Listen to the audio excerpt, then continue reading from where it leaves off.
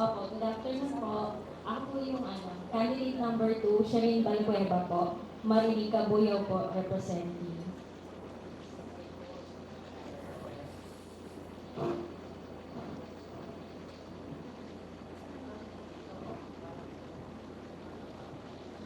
Good afternoon. Ang ganda mo, te. Thank you po. Okay. May asawa at mga anak. Meron pong tatlong anak. Oh, yes. Okay.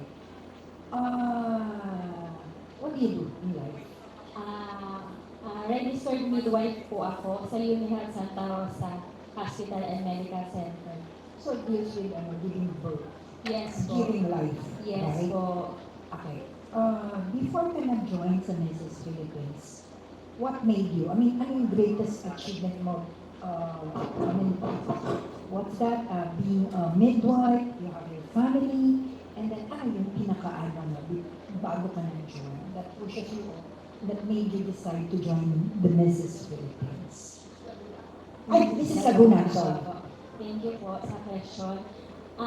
Sa katunayan po, nung nagkaroon ako ng anak, midwife na po ako.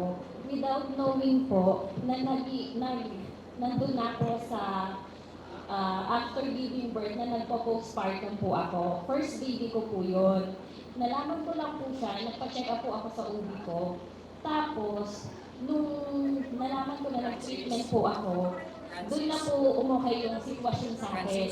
Then sa second, third, alam ko na po. Parang nagpo-postpartum po ako na hindi ko alam. Tapos, nasa medical field pa po ako. Parang hindi po pala lahat ng nandun ka, alam mo kung anong nangyayari sa'yo. Tapos po nun, after nun, nagkaroon ako ng down moment sa buhay ko kasi po after ko pumanganak sa third baby ko, postpartum depression ko po ay sobra. Dahil no moment na nanganak ako, 2 months pa lang yung baby ko, nagkahiwalay na po kami ng daddy niya. Hindi ko po alam kung paano ko i-handle yung sarili ko, may depression po ako. Tapos meron po akong inaalaga ang 3 anak ko, all by myself po, kasi yung magulang ko po ay wala sa tabi ko. Maraming salamat na lang po sa pananalig sa Diyos at nalampasan ko po yung mga moment na yun. At nung nakita ko po ang post ng MNP regarding po sa mga ganito at nag-educate sila, nag-a-advocate sila, ay nagiging inspiration sa mga kababaihang kagaya ko, naisip ko po na maganda po yung postpartum depression na marinig ng lahat kasi hindi po nila alam na dumadaan po sila sa phase ng buhay nila na gano'n. Gusto ko po na ma-aware ang community na pag nandoon ka sa posisyon na yun, hindi lang ikaw ang kailangan na hindi mo siya dadaan ng mag-isa dahil merong tao na handang tumulong sa'yo.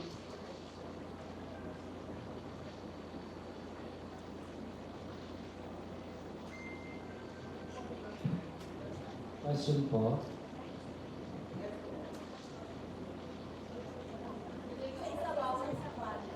Hindi po. 53 minutes kasi sila.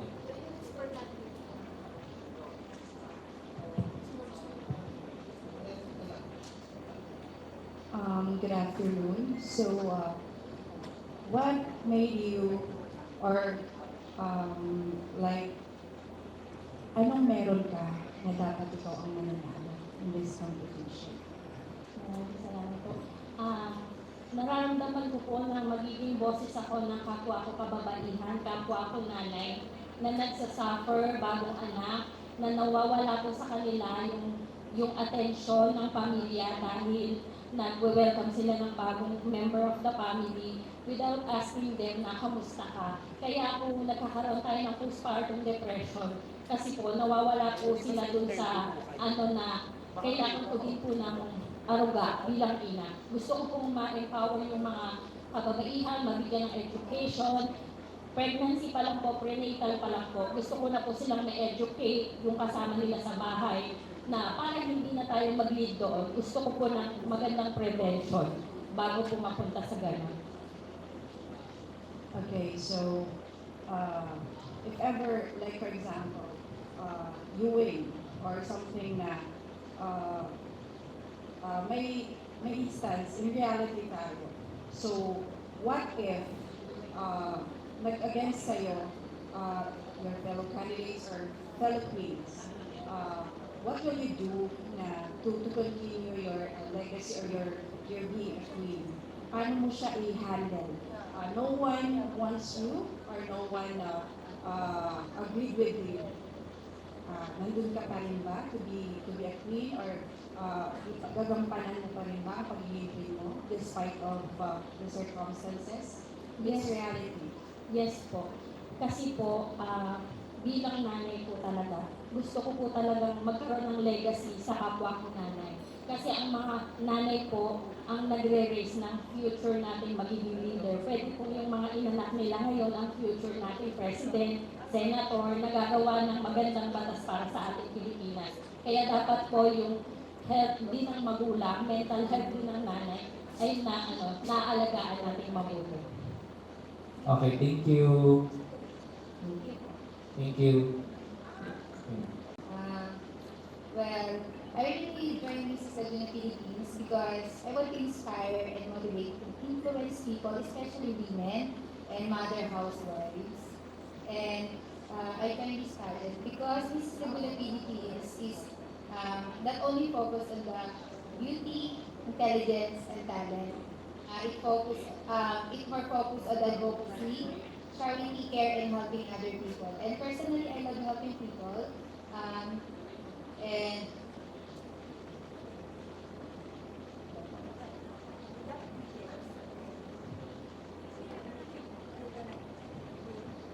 of course, yes, because I'm true to myself and I really love to help and continue what I've started. Because I have an advocacy. And my advocacy po is livelihood program or financial empowerment po.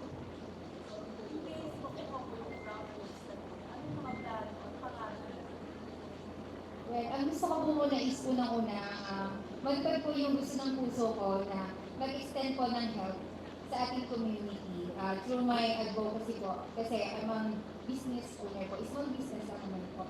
And gusto ko po na mag-share ng knowledge and skills po sa aking mga kapwa kababaihan. Sa pamamagitan po na pagtutulong po sa kanila na kung paano po ako kumita ng pera kahit nasa tahanan po.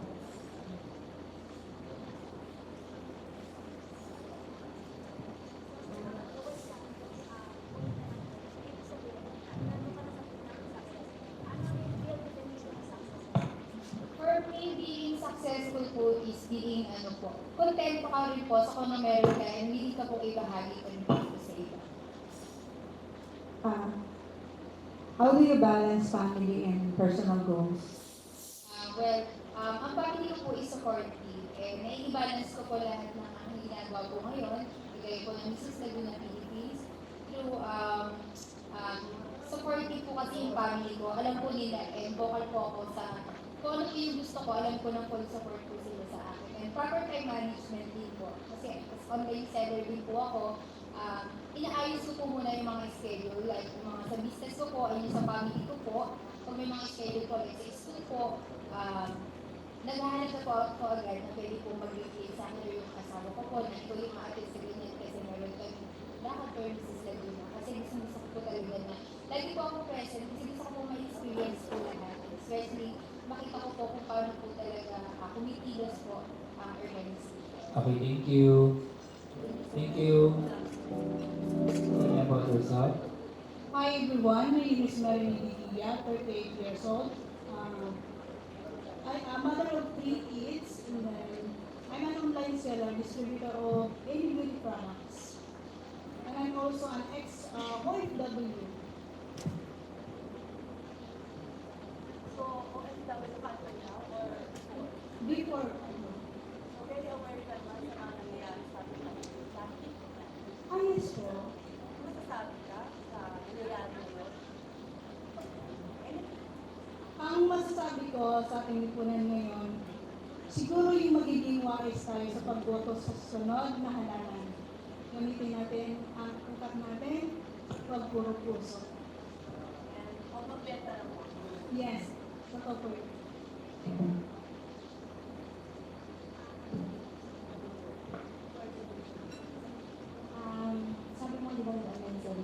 products. Yes po. So, ano yung, parang aside dun sa mga ginagawa mo, ano yung mga nasa bucket list mo pa? Aside dun sa pagiging online seller mo?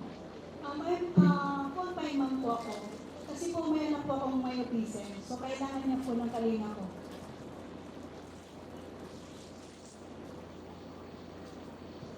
Okay, can you tell me something more about yourself? Something else. Okay? My advocacy is autism awareness and acceptance kasi may anak akong may autism. Yun na yung panganay ko. So, at sumali din ako dito sa NLP kasi dahil din sa anak ko. Kasi gusto ko na magkaroon ng boses. Yung mga bata hindi kaya pagtanggol ng sarili nila. Yun bang masakit sa akin yung makitang madali silang mahusgahan na hindi man lang nila kaya yung pagtanggol yung sarili nila. Gusto ko yung mga parents na huwag silang basta na lang ituring na may kapansanan. Kasi naniniwala ako na kahit may ganun silang kapansanan, pwede silang mamuhay ng normal with our guidance. Hello, Yes, we're on the same boat. My eldest is autistic, schizophrenic, bipolar. Okay, 38 years old. So you're into the pageantry. Kasi sila, di ba, hands-on tayo. So how do you handle? The same time you're working, you said online, and then at the same time you're into this field. So how do you handle? Ilan taon siya? my son is 9 years old po. Akin kasi matanda na 38 na. So please tell me, paano mo ginagawa yung i-handle siya? Kasi yung may autism, ma'am, kailangan silang attack love po ang tawag doon. Yung bang hindi sila pwede ang masunod, kailangan kaya mo sila. Kasi pag once na manipulative sila eh. Pag kaya ka nila, basta ka na lang nila iyakan. Yun yung pangarap ka na naging aral sa akin na kailangan tough love yung ibibigay ko sa kanya bilang isang ina. Okay, thank you. Thank you.